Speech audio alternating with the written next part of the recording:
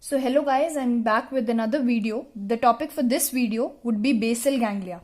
So I'll be covering both the anatomical and the physiological aspects, the basics of it. So let us start with basal ganglia. Okay, so what are the components and the parts of basal ganglia? So firstly, we are having the caudate nucleus. We are having putamen, the globus pallidus. Globus pallidus is having both the external segment and the internal segment. The substantia nigra, which is located in the midbrain. So it is having two parts, the pars compacta and the pars reticularis and subthalamic nuclei. Okay, so now let us look at the location of them. So I'm having this diagram, please ignore the upper aspect. Okay, so in this diagram, this is the medial side of the diagram and this is the lateral side of the diagram. This is the internal capsule. To the medial aspect of the internal capsule, we are having the thalamus and the caudate nucleus. So now caudate nucleus, that is covering, that is a rat shaped. We can imagine it as, look it as an egg is present, a cheese slice is present and a rat is sitting over it. So when we cut it in a cross section, then we can observe this like internal capsule lies between the caudate nucleus and the lentiform nucleus. The anterior limb of the internal capsule that lies between the caudate nucleus and the lentiform nucleus, and the thalamus and the lentiform nucleus sandwich the posterior limb of the internal capsule. Now this is the lens-shaped nucleus, the internal, the lentiform nucleus, and this lentiform nucleus is having two parts. So this part, this one, this is the putamen. And the two remaining part, this is the globus pallidus. Globus pallidus, as I have already mentioned it, that globus pallidus is having two components, an external segment and an internal segment. So this is the external segment and this is the internal segment.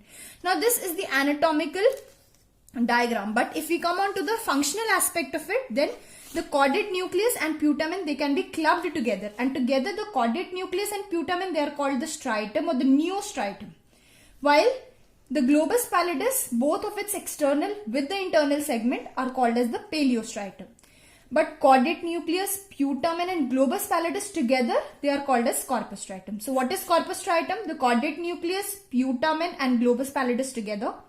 What is striatum? Just the caudate nucleus and putamen, which is neostriatum. And globus pallidus is the paleostriatum. Now we can see two other things, the substantia nigra and subthalamic nuclei, they also are a component of the basal ganglia. Now again, if I am talking about the anatomical aspect only, then from medial to lateral aspect, let us see what all structures are there. We have seen thalamus, then now I am ignoring the caudate nucleus. Okay? For just understanding purpose, let us look at thalamus. Thalamus ke laterally is present the internal capsule, the posterior limb of internal capsule to be more appropriate. Then the lentiform nucleus, then there would be an external capsule, then the claustrum. You can look at here, thalamus, the internal capsule, lentiform nucleus, the external capsule, the claustrum. Then after the claustrum is the extreme capsule, and there would be the insular cortex. What is the insular cortex? When you remove the temporal lobe, in between the temporal lobe, you can go, visualize the insular cortex. So as a thalamus, internal capsule, lentiform nucleus, external capsule, claustrum, extreme capsule and the insular cortex. So this was the anatomical aspect. Now let us look at how does the basal ganglia functions. So when we are looking at basal ganglia, we have to look at the two pathways, the direct pathway and the indirect pathway, which we have to understand. Okay, so now let us first look at the direct pathway. So this diagram I have already made it. This is the cerebral cortex. This part is the putamen. Now putamen and caudate nucleus I am representing by just putamen. This is the paleostriatum. So this is the neostriatum. This is the paleostriatum, the thalamus and the subthalamus. Okay, so in thalamus, which part of the thalamus or which nuclei of the thalamus would be involved in the connections of the basal ganglia? The ventrolateral and the ventroanterior nucleus of the thalamus would be involved. Okay? Cerebral. Now one thing before looking at this diagram, we have to look at what are the new type of neurotransmitters which are secreted by each of them. So remember, always remember that caudate nucleus and putamen, the outputs of caudate nucleus and putamen would 95% would be inhibitory because of the GABA, 5% would be cholinergic, secreting acetylcholine. Now, globus pallidus, both external and internal segment would always be inhibitory, secreting GABA. Substantia nigra, as I've already mentioned, has two components, the pars compacta, which will be secreting dopamine, and pars reticularis, which will be secreting GABA. Now, both dopamine and GABA are inhibitory neurotransmitters, but we have to specify dopamine. Why? Because we have to study the Parkinson's disease later. And subthalamic nuclei will be secreting glutamate, which is an excitatory neurotransmitter. So you have to keep in mind that which component of the basal ganglia secretes excitatory neurotransmitter. So I will mention it again, that it is only the subthalamic nucleus which secretes the excitatory neurotransmitters glutamate. So once we are clear with this concept that neostriatum majorly is inhibitory, output of neostriatum is majorly inhibitory, globus pallidus again inhibitory, substantia nigra, pars compacta is dopamine, and pars reticularis secretes GABA, and subthalamic nuclei secretes glutamate, which is the only excitatory output. So once we are clear with the neurotransmitter secreted by each part, now let us look at the two pathways, the direct pathway and indirect pathway. So we will start with the cortex. Now cortex, we know that the motor cortex, which is area number 4, 6, 8, that is going to generate the corticospinal tracts, which will go to the which will function as upper motor neuron, and then will stimulate the lower motor neuron, and finally the neuromuscular junction, and it will simply give out the efferent outputs to the motor, to the muscles, right? So in order to now in order to regulate these efferent outputs from the cerebral cortex, from the motor cortex in particular, the basal ganglia and cerebellum play an important role. Okay, now how do they play a role? Suppose in resting condition we do not want that corticospinal tracts they fire. We want that during rest unnecessary motor movements do not take place. Now how does that happen?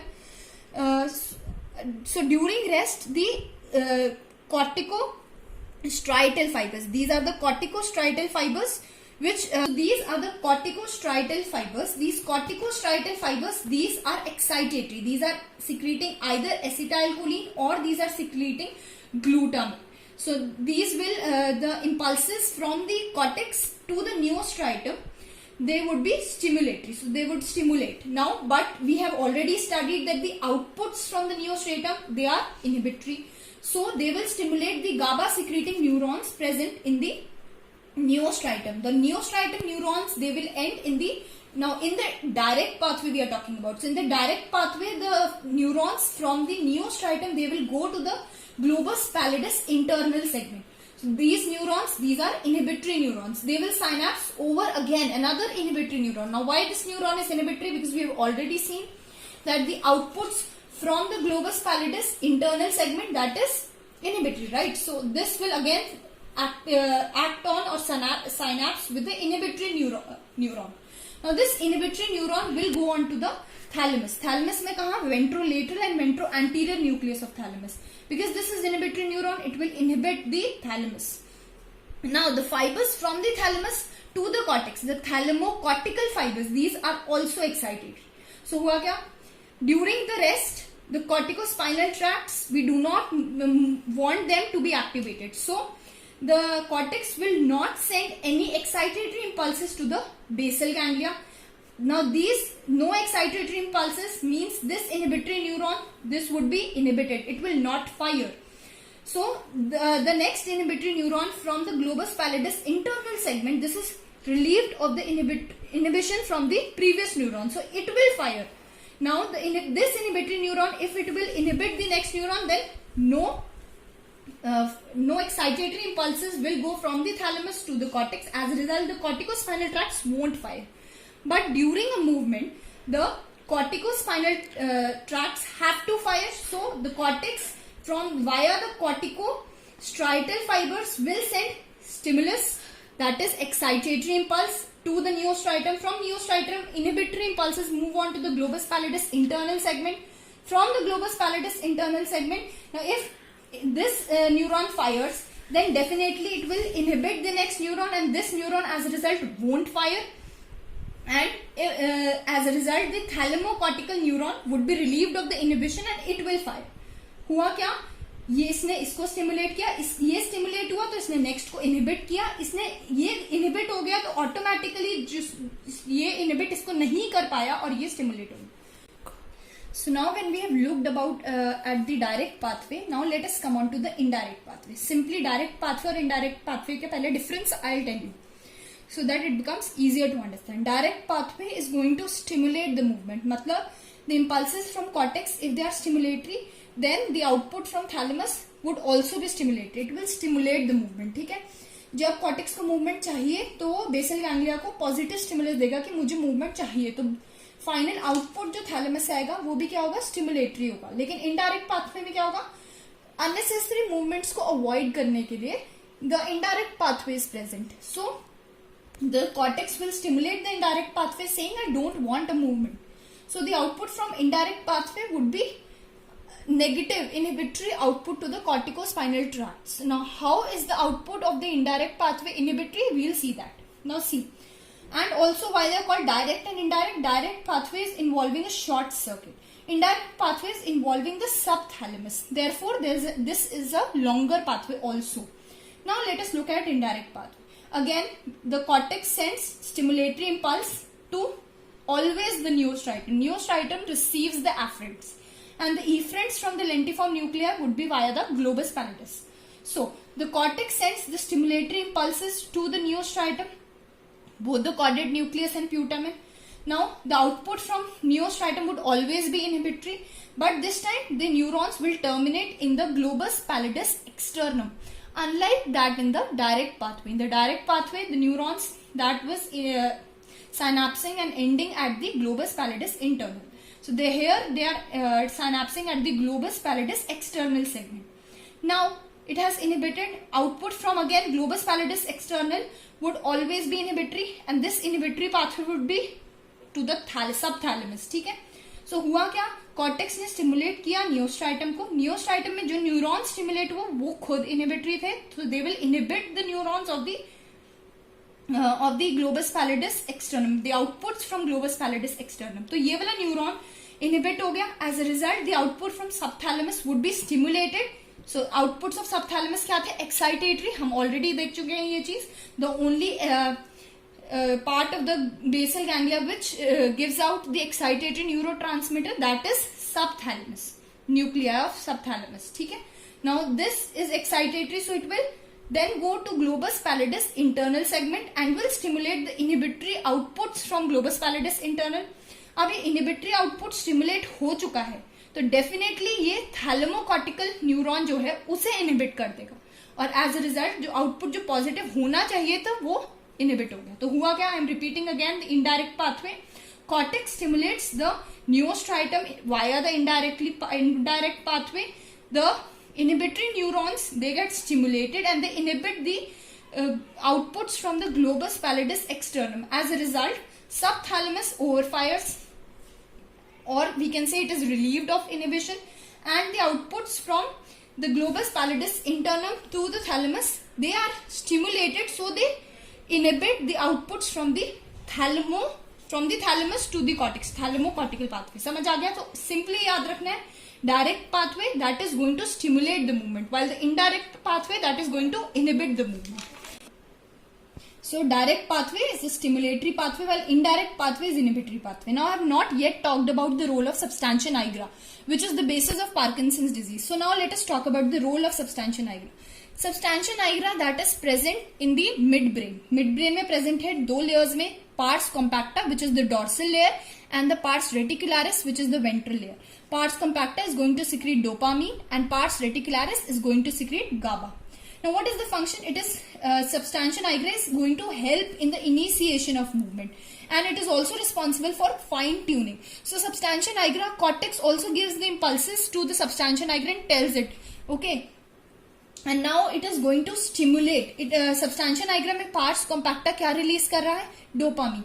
Now dopamine is a single neurotransmitter which will stimulate the direct pathway via the D1 receptors and inhibit the indirect pathway via D2. Because of the nature of the D1 receptors and D2 receptors, they are different. That is why the result is different. there is a single neurotransmitter release, that is dopamine, but the results are different. It will activate the direct pathway via D1 receptors, but it will inhibit the indirect pathway via D2 receptors. Clear ho gaya? Now I also said that movements are regulated by both basal ganglia and cerebellum. So what are the differences and the similarities? Now basal ganglia, we have seen this pathway, the cortico-neostriatal, then pallidothalamo-cortical loop. Likewise, cerebellum also is having another loop which is cortico-ponto-dentato-thalamus cortical loop. Dentato refers to the dentate nucleus present in the cerebellum. So this is for another video, but yet you have to understand both cerebellum and basal ganglia, they are responsible for regulating the movement and inhibiting the unnecessary movement, stimulating the movements. What this was about the similarity in the working of them. But what is the difference? Cerebellum also receives the direct inputs from the spinal cord, while basal ganglia does not have direct or receives the direct afferent inputs.